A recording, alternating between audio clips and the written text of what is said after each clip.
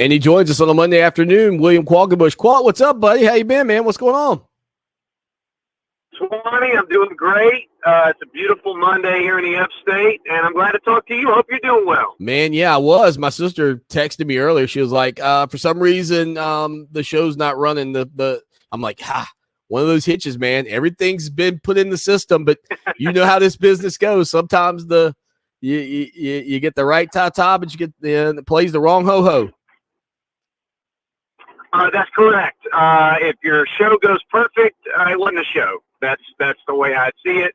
And so glad to see you having a show today, buddy. Well, some people would say that's how Clemson football's been this year, huh? It hadn't been perfect, but I'll tell you what, they've really, I think, gotten better every week. I know that can be kind of cliche to say that, but if you kind of look at the progression, right, you'd love to have had that Duke game, maybe a little later in the season, because I think Clemson was just a little off kilter. I don't know that they necessarily had the focus and attention on the Duke Blue Devils that you need to have. And clearly we saw this past weekend with the way the Blue Devils played against Notre Dame. I mean, it's a really good football team. All that being said, Qualk, where are you right now, 5 games into the season, with what this Clemson Tiger team is? Well, I mean, you're 3-2, so that puts a little bit of a low ceiling on you. But I think this team has shown us that it is getting better every week. And let me just parse out why that's important. You're right that it can be cliche, but here's the alternative.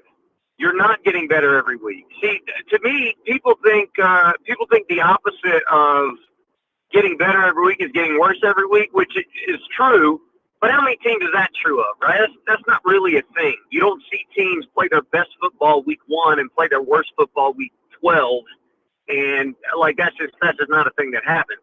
So the antithesis in the real world of getting better every week is being up and down. And until further notice, this team's not up and down. And so if you're looking at a team with 2 losses and trying to figure out, okay, is this season going to get worse? The answer to that at this moment is no, probably because you feel better about this team than you did a week ago or 2 weeks ago or a month ago. If you didn't know what team you were going to get from week to week, there's a bunch of losses on the schedule. I mean, shoot, even right now, Swanee, with a team that is getting better every week, you're still seeing 2 or 3 potential losses on the schedule. So if you're a Clemson fan, I understand that that's not going to get you in the playoff, and it's not going to get you in the ACC championship race, and these are not issues, or these are not sort of statements that are going to just gloss over the issues of getting 2 losses in September. But it does have to make you feel good about this team moving forward, that they continue to not just get better, but they continue to find new pieces of the puzzle. That if you were looking at it like a puzzle, you were going back to the box and you were going back to the puzzle closet or the game closet or whatever you want to call it to see if some pieces fell out, because you weren't sure that they were going to actually be able to put a legitimate puzzle together just a couple or 3 weeks ago in some ways. And I think they've answered those questions to this point.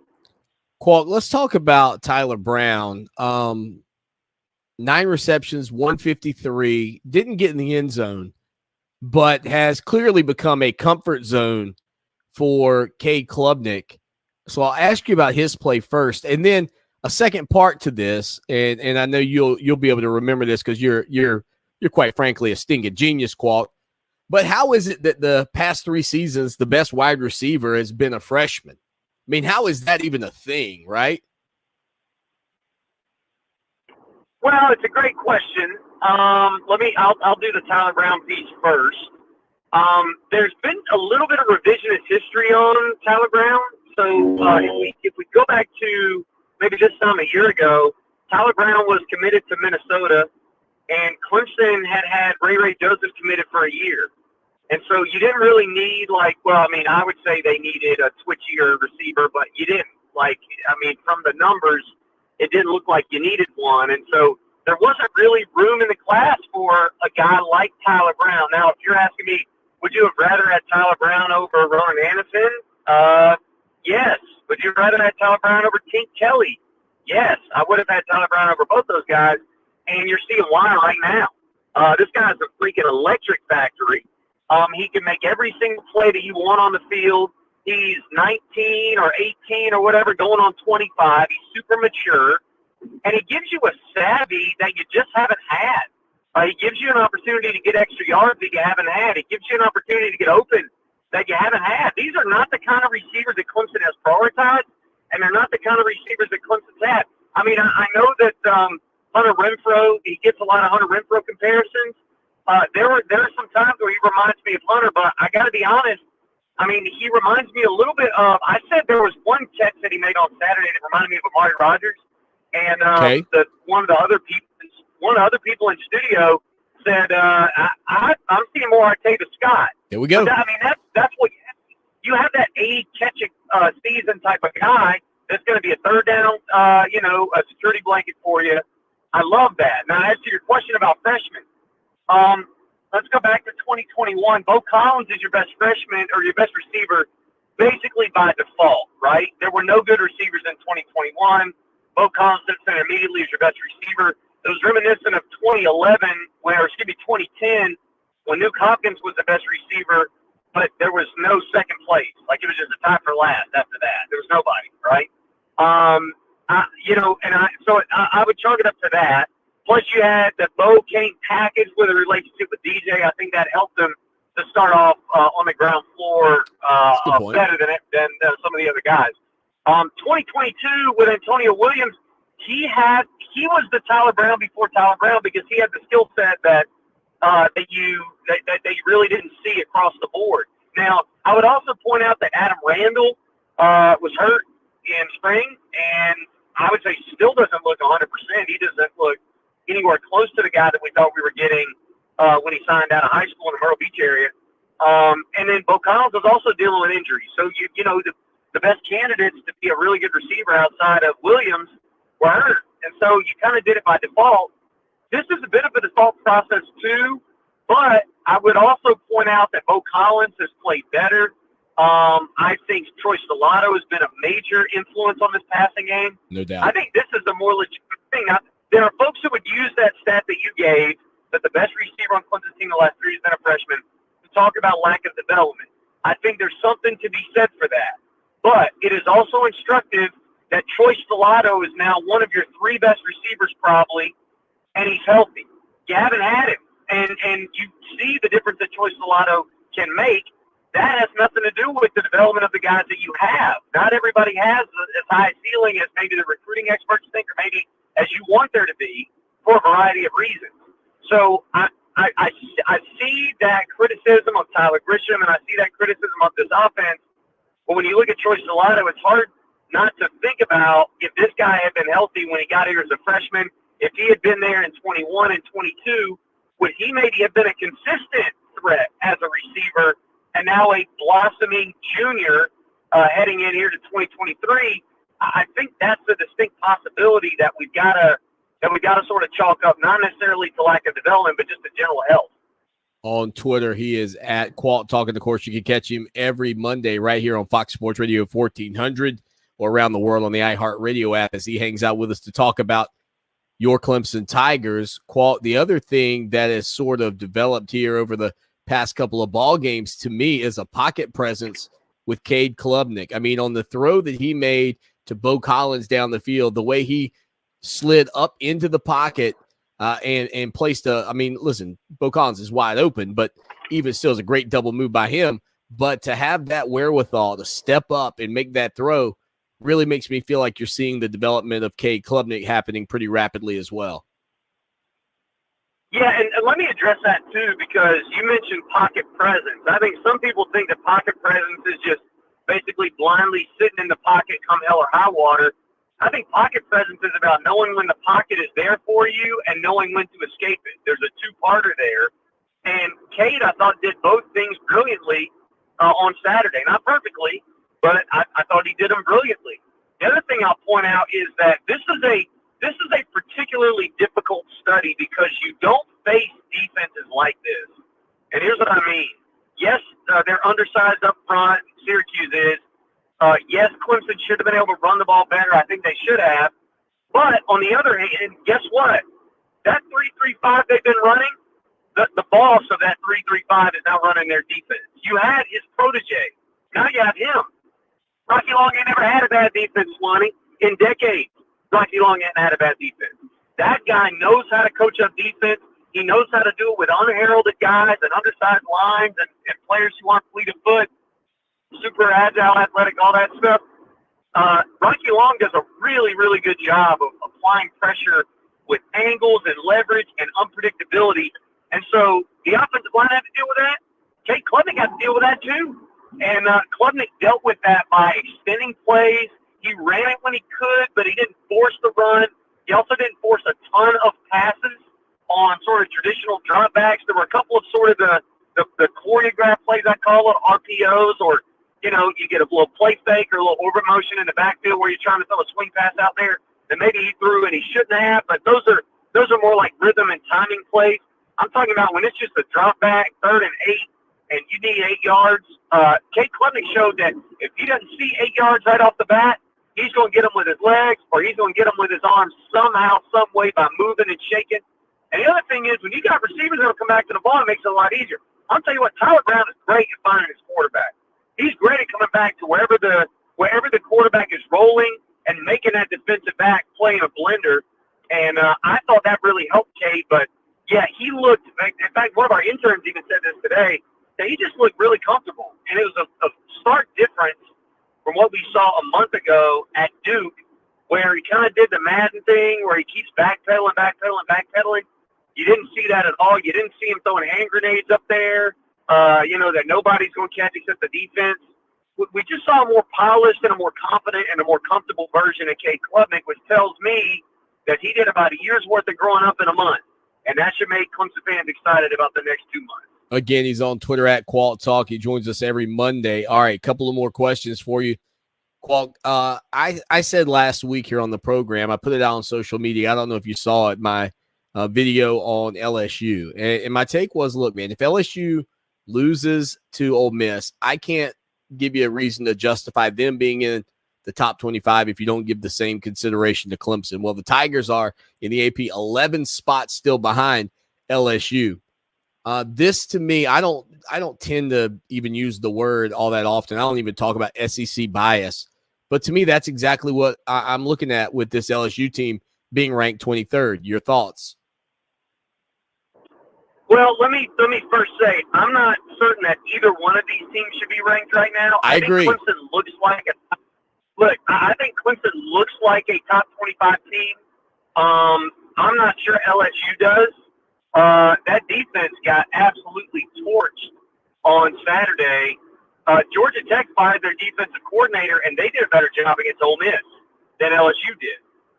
That was a disaster. Yeah. Defensively for LSU on Saturday. To me, Swanee, it comes down to this. It comes down to reputation and stadium size. I say this all the time. If Duke played in an 80,000-seat stadium, they would have been ranked in the top 10 when they faced Notre Dame. But they don't. They play in a 30,000 or 33,000 or whatever it is seat stadium.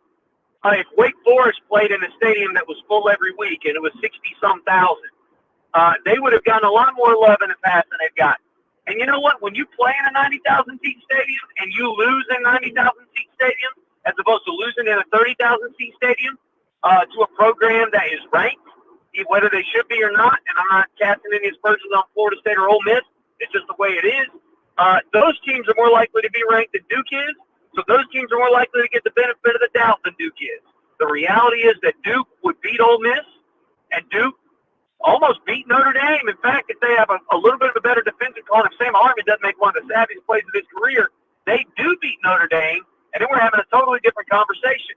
But I'm still not certain that Clemson gets the benefit of beating Duke because they weren't ranked at the time. And you know what SEC teams get that ACC teams don't get, Swanee? This could be a realignment conversation if you want, but they get the benefit of revisionist history in their favor when it comes to whether teams are ranked or not. And if you're an ACC team, you gotta get credit for the worst version of the team that you face.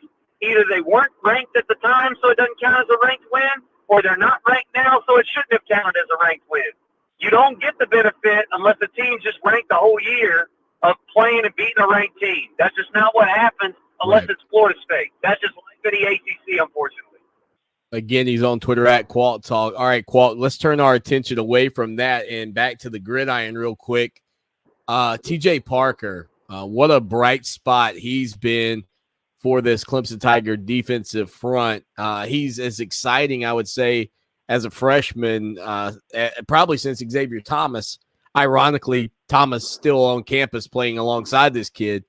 What's the ceiling for this guy, man? It feels like he's got a chance to be like one of the elite Clemson defenders of all time. And I know it's very early, but he surely gives off those vibes.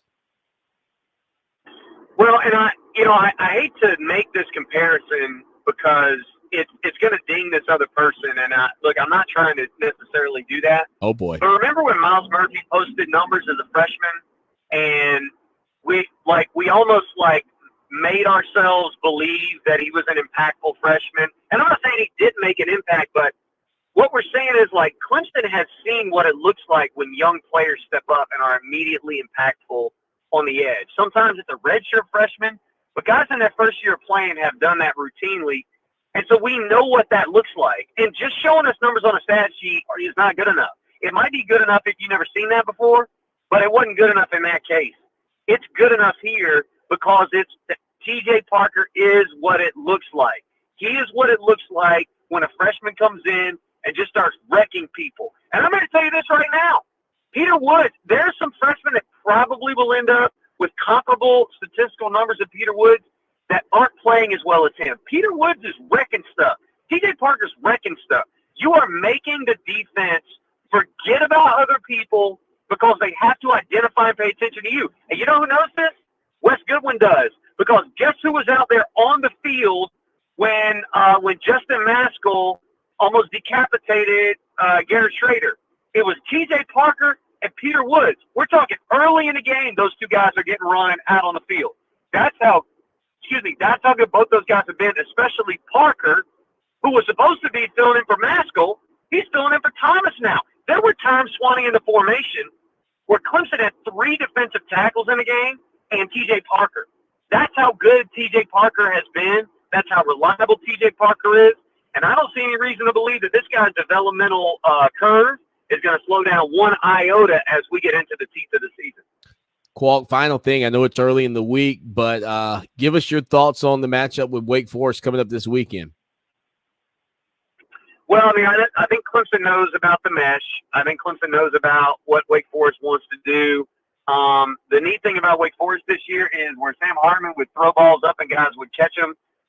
Mitch Griffiths has been throwing balls up not anywhere close to the guys, and they've been intercepted.